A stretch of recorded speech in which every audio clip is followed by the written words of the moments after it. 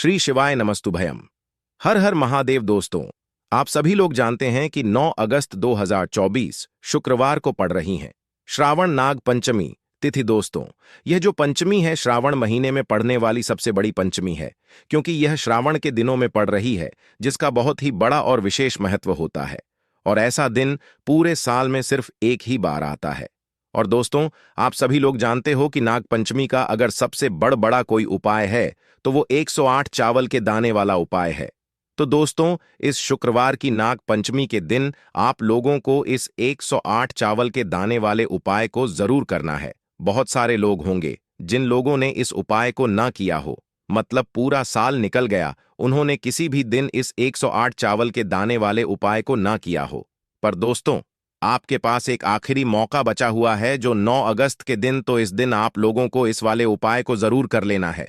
भले ही आपने पूरे महीने भर इस उपाय को ना किया हो, पर अगर आपने इस श्रावण महीने की नाग पंचमी के दिन अगर इस वाले उपाय को कर लिया, तो आपको इस उपाय को करने का वह फल मिलेगा जिसकी आपने कभी कल्पना भी नहीं करी होगी। इसीलिए आप लोग इस वाले उपाय को एक बार जरूर कर लेना, ताकि आप लोगों के हाथ से यह मौका न जा सके और आपको इस उपाय को करने का फल मिल सके। दोस्तों, यह उपाय पंडित जी ने अपनी अभी की ही श्री शिव महापुराण की कथा में हम बताया है, जिस उपाय को आज हम आपको बहुत अच्छे से समझाने वाले हैं। इस वीडियो को देखने के बाद इस उपाय को समझने के लिए आपको कोई और वीडियो को देखने की जरूरत नहीं पड़ेगी। तो चलिए दोस्तों, उपाय को शुरू करते हैं।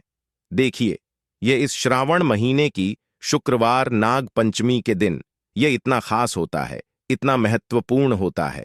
देखा गया है कभी कभी बड़े बड़े पूजा पाठ अनुष्ठान से जो मनोकामना पूर्ण नहीं होते, वह श्रावण महीने के दिन एक छोटे से उपाय करने से ही आपकी मनोकामना पूर्ण हो जाती है। और बहुत सारे लोगों ने इस उपाय को किया भी है और उनको इस उपाय को करने का फल भी जरूर मिला है। अगर आप लोग भी इस उपाय को करना चाहते हैं, तो आप इस उपाय को पहले अच्छे से समझ लेना, सुन लेना, उसके बाद करना। आपको इस उपाय का फल जरूर मिलेगा। और इस उपाय को कर लेने से आपके घर में चाहे किसी भी प्रकार की दुख और समस्या क्यों ना चल रही हो, आपको उसका कारण भी नहीं पता है कि भाई यह समस्या किस कारण से चल रही है। उसका कुछ भी कारण हो सकता है, जैसे पितृदोष हो सकता है या किसी भी तरह का मंगल दोष भी हो सकता है। तो इस दिन आप लोगों को यह वाला उपाय कर लेना है। यह एक ऐसा उपाय है जिस उपाय को अगर किसी विशेष दिन पर किया जाए, तो भाई उस विशेष दिन का जो है वह तो हमें मिलता ही मिलता है, पर हमने उस दिन पर इस उपाय को किया है तो हमें उससे भी बड़ा फल मिलता है, और फल बहुत जल्दी मिलता है, क्योंकि आप इस उपाय को बहुत ही बड़े और विशेष दिन पर कर रहे हो। तो चलिए अब उपाय के बारे में बात करते हैं। लेकिन उससे पहले आप लोगों को यह जानना आवश्यक है कि आखिर यह उपाय किस समय करना है, किसको करना है और कैसे करना है। तो चलिए हम आगे आपको वीडियो में एक एक करके बता देते हैं।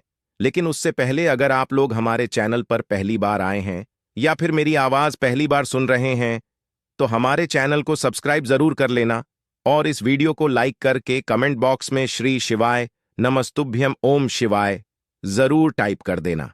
तो दोस्तों, इस 38 चावल के दाने वाले उपाय को हमें इस नागपंचमी के दिन कैसे करना है, किसको करना है, किस समय करना है और कहां पर करना है, ये सारे सवालों के जवाब आपको इस वीडियो में मिल जाएंगे। और जो ये वीडियो देखेगा भाई, उसको 108 चावल के दाने वाला उपाय जरूर करना चाहिए, क्योंकि इस दिन एक चावल के दाने का भी बहुत ही बड़ा और विशेष महत्व होता है। और जब बात आ जाए 108 चावल के दाने की, तो यह सोने पर सुहागा वाली बात हो जाती है और यह एक बहुत ही बड़ा उपाय हो जाता है इस नाग पंचमी का। तो अब दोस्तों, इस 3 चावल के दाने वाले उपाय को आखिर करना किसको है, सबसे पहले हम लोग वह बात जान लेते हैं। तो देखो, घर की जो बड़ी माताएं बहनें होती हैं, उन माताओं बहनों में से कोई भी एक बड़ी माता बहन इस वाले उपाय को कर सकती है। और दोस्तों, अगर आप चाहे तो अपने घर में से सभी सदस्यों को भी इस उपाय को करवा सकते हैं। अगर किसी व्यक्ति की खुद की कोई मनोकामना है, खुद की कोई दुख और परेशानी है जो कि वह अपने लिए ही करना चाहता है, इस वाले उपाय को तो वह खुद अपने लिए भी कर सकता है। बाकी अगर कोई घर में से ऐसा है जो कि अपने पूरे घर परिवार की सुख और शांति के लिए ये वाला उपाय करना चाहता है, तो भाई वह भी कर सकता है। उसमें भी कोई दिक्कत वाली बात नहीं है। कहने का मतलब ये है कि इस उपाय को हर एक सदस्य भी कर सकता है और पूरे घर परिवार के सदस्य के लिए घर की बड़ी माताओं बहनों में से कोई एक माता बहन भी कर सकती है। माताएं बहनें अगर घर में उपस्थित ना हो या वह यह वाला उपाय ना कर पा रही हो तो फिर घर का कोई बड़ा सदस्य भी इस 3 चावल के दाने वाले उपाय को कर सकता है, चाहे फिर वह पुरुष ही क्यों ना हो। उसमें कोई भी दिक्कत वाली बात नहीं है। अब दोस्तों, इस 3 चावल के दाने वाले उपाय को हमें करना कहां पर है? हमें इसे शिव जी के मंदिर में जाकर करना है। बहुत सारे लोग प्रश्न करते हैं, हर एक उपाय को करते समय क्या हम इस उपाय को घर पर कर सकते हैं? तो इस वाले उपाय को आप घर पर नहीं कर सकते हो। इस वाले उपाय को करने के लिए आपको शिव जी के मंदिर ही जाना पड़ेगा। उसके बाद में दोस्तों जो अगला प्रश्न निकल कर आता है वह यह आता है इस उपाय को लेकर कि आखिर इस उपाय को हमें किस समय करना है? सुबह के समय करना है कि शाम के समय करना है? तो देखो, इस वाले उपाय को आप लोग सुबह के समय भी कौन सा रहेगा इस 108 चावल के दाने वाले उपाय को करने का? तो हम आपसे बस यही कहेंगे कि इस उपाय को आप सुबह के समय करेंगे तो ज्यादा बेहतर होगा। बाकी अगर प्रदोष काल शाम के समय भी करेंगे तो भी अच्छा होगा, उसमें कोई भी दिक्कत वाली बात नहीं है।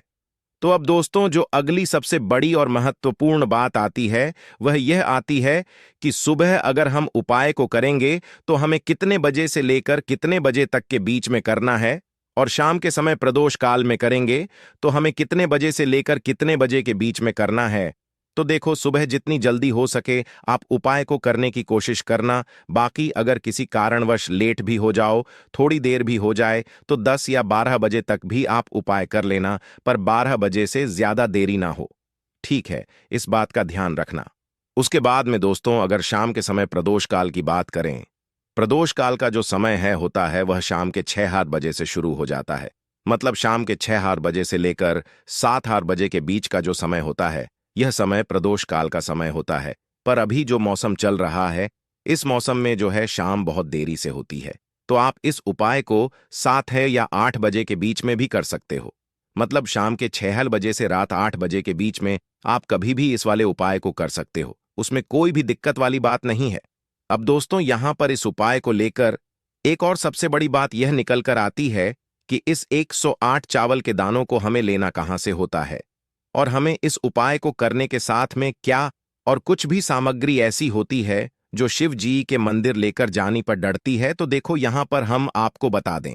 सबसे पहले आप लोग यह जान लो कि यह जो 108 चावल के दाने वाला उपाय है, सिर्फ और सिर्फ आप उपाय की सामग्री लेकर कभी भी शिव जी के मंदिर मत जाना, क्योंकि हमें भगवान के सामने यह नहीं दर्शा है कि अगर हम भगवान शिव जी के मंदिर आए हैं तो अपने फायदे के लिए आए हैं। तो इसलिए जो भी पूजन सामग्री है, उपाय सामग्री है 108 चावल के दाने, इसके साथ में आपको पूजन सामग्री भी जरूर लेकर जाना है। देखो, अगर सुबह के समय उपाय कर रहे हो तो सीधी सी बात है, एक लोटा जल तो आप लेकर जाओगे ही जाओगे। वही एक लोटा जल अगर मिट्टी का जल हो तो बहुत अच्छा रहेगा। मिट्टी का जल कैसे बनाया जाता है, इसके लिए हमने पहले से बहुत सारी वीडियोस बना दी है आपके पास। इस दिन एक आखिरी मौका रहेगा मिट्टी का जल शिव जी पर चढ़ाने का और उपाय को करने का। बहुत बड़ा आपको इस दिन फल मिलेगा, तो इसलिए इस दिन हो सके तो भाई मिट्टी का जल चढ़ाना तो अपने साथ में कम से कम एक लोटा जल तो आपको को लेकर जाना ही जाना है। अगर मिट्टी का जल नहीं है तो घर का जल भी आप इस्तेमाल कर सकते हो। इसके अलावा जो भी पूजन सामग्री है, देखो 108 चावल के दाने यह अलग आपके रहेंगे और जो आपकी पूजन सामग्री रहेगी वह अलग रहेगी। पूजन सामग्री में आप जो भी चीज लेकर जाना चाहे वह लेकर जा सकते हैं, उसमें कोई भी दिक्कत वाली बात नहीं है। वहीं अगर हम बात करें शाम के समय की, तो शाम के समय शिव जी पर जल नहीं चढ़ता है, इसीलिए शाम के समय आप लोग एक दीपक तैयार कर लें जो कि गोल बत्ती का, आटे का, शुद्ध देसी गाय का घी का होगा, है ना। इस बात का आप लोगों को ध्यान रखना है और इस दीपक को आपको घर से जलाकर नहीं लेकर जाना है, भगवान शिव जी के मंदिर में जाकर ही जलाना है। इस बात का भी आप लोगों को ध्यान रखना है। अब दोस्तों यहां पर हमें इस बात को समझना है कि यह 108 चावल के दाने हमें लेना कहां से है। क्या हमें दुकान से लेकर आना है, या हमें अपने घर से लेना है, या कहां से लेकर आना है, और कौन से चावल लेना है, क्योंकि चावल भी बहुत प्रकार के होते हैं।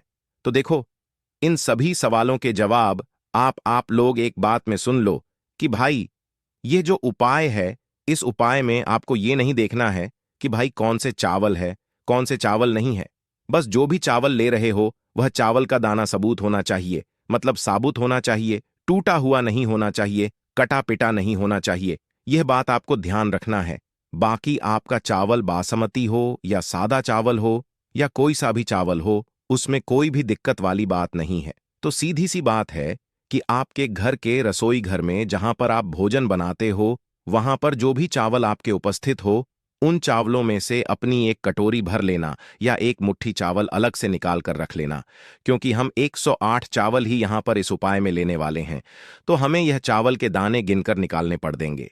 इस बात का आप लोगों को ध्यान रखना है। तो अपने उस चावल की कटोरी में से या चावल में से 108 ऐसे चावल के दाने आप लोग निकाल लो जो कि टूटे हुए ना हो, कटे पिटे ना हो, में कोई दाग ना लगा हुआ हो, है ना। अच्छे साबुत चावल के दाने 108 दाने आप लोग निकाल कर रख लो और इन्हें किसी भी एक कागज की पुड़िया में या किसी एक छोटी सी कटोरी में आप लोग रख लो, ताकि यह सुरक्षित रहे।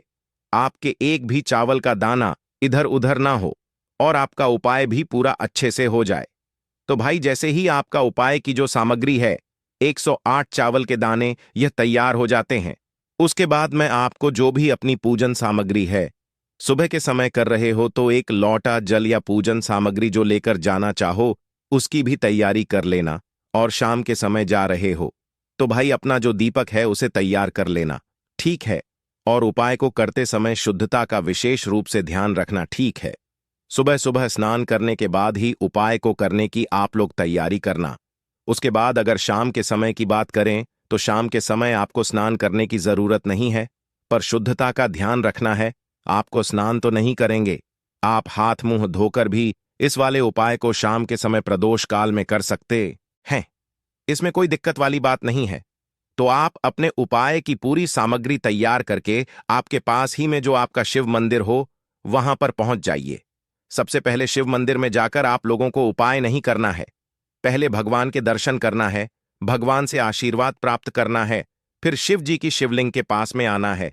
शिवलिंग के पास में आने के बाद आप जो पूजन सामग्री लेकर आए हुए हैं, जैसे कि सुबह गए हुए होंगे, तो एक लौटा जल और जो भी पूजन सामग्री लेकर आए हैं, आप उनसे भगवान शिव जी की पूजन कीजिए।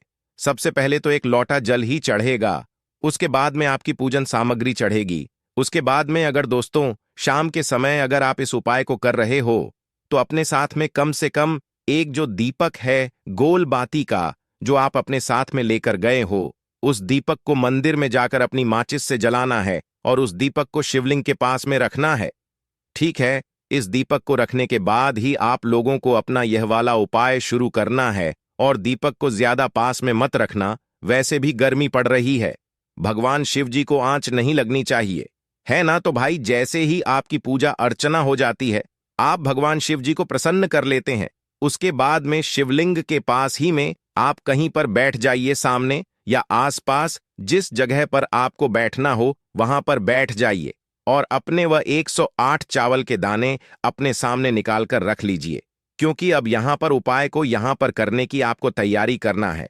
और इस तरीके से जब आप उपाय करेंगे, पूजन सामग्री करने के बाद, पूजन अर्चना करने के बाद, तो आपको उपाय का फल बहुत जल्दी और बहुत बड़ा होकर मिलेगा। तो अपने 108 चावल के दाने अपने सामने निकाल कर रख लेना। और यह जो उपाय है यह आपकी सीधे हाथ की हथेली से होगा, इसलिए इस बात का भी विशेष रूप से ध्यान रखना है। तो सीधे हाथ की हथेली का प्रयोग करके ही आप लोग अपना इस वाले उपाय को करना। अपने सामने जो भी आपकी कागज की पुड्डिया है उसको खोल कर रख लो, या कटोरी है तो भाई उसे अपने सामने रख लो और अपने वह 108 चावल के दाने निकाल लो, ठीक है। उसके बाद में दोस्तों अब आपको क्या करना है कि शिवलिंग आपके सामने होगी, तो आपने वह 108 चावल के दाने एक एक करके आपको शिवजी के शिवलिंग के ऊपर चढ़ाना है। कहां पर चढ़ाना है? शिवलिंग के ऊपर चढ़ाना है और कहीं पर भी नहीं चढ़ाना है। आपको अपने हथेली से तो शिवलिंग के ऊपर चढ़ाना है, भले ही फिर वह अपने आप जलाधारी पर गिर जाए या मतलब वहीं पर गिर जाए, उसमें कोई दिक्कत वाली बात नहीं है, पर आप चढ़ाओ शिवलिंग के ऊपर ही। तो आपको क्या करना है, अपना पहला चावल का दाना उठाना है, श्री शिवाय नमस्तुभयम बोलना है और शिवलिंग पर चढ़ा देना है। इसी तरीके से दूसरा चावल का दाना उठा है, शिवलिंग पर चढ़ाना है और मंत्र बोल देना है और फिर तीसरा चावल का दाना उठाना है, श्री शिवाय नमस्तु भयम बोलना है और चर देना है। इसी प्रकार से आपको पूरे 108 चावल के दाने एक एक करके शिवजी के शिवलिंग के ऊपर चढ़ाना है और भगवान से प्रार्थना करते जाना है। मतलब प्रार्थना तो आपको आखिरी में करना है, पर हर एक चावल के दाने को चढ़ाते समय श्री शिवाय नमस्तु भयम जरूर बोलना है। उसके बाद ही मैं यह चावल का दाना शिवलिंग के ऊपर आपको चढ़ाना है। जैसे ही आपके 108 चावल के दाने शिवलिंग के ऊपर चया रेत जाते हैं, तो भाई उसके बाद में आपको क्या करना है, भगवान से अपनी मनोकामना बोलना है।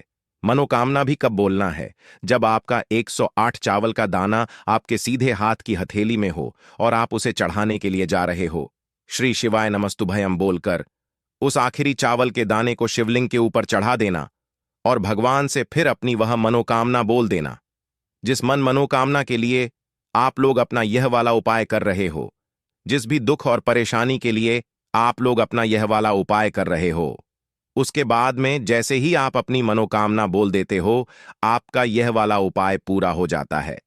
पर दोस्तों, उपाय को करने के बाद आप लोगों को 2 मिनट भगवान शिव जी के मंत्र का जाप जरूर करना है और मंत्र का जाप करने के बाद भगवान से एक और बार प्रार्थना करना है अपनी मनोकामना के लिए या अपनी जो भी दुख और परेशानी है उसके लिए। इसके बाद में आप लोग भगवान को देखकर भगवान से प्रार्थना करके उनसे आशीर्वाद लेकर वहां से उठ सकते हैं और अपने घर पर जा सकते हैं। बस दोस्तों, यहां पर यह वाला उपाय पूरा हो जाता है।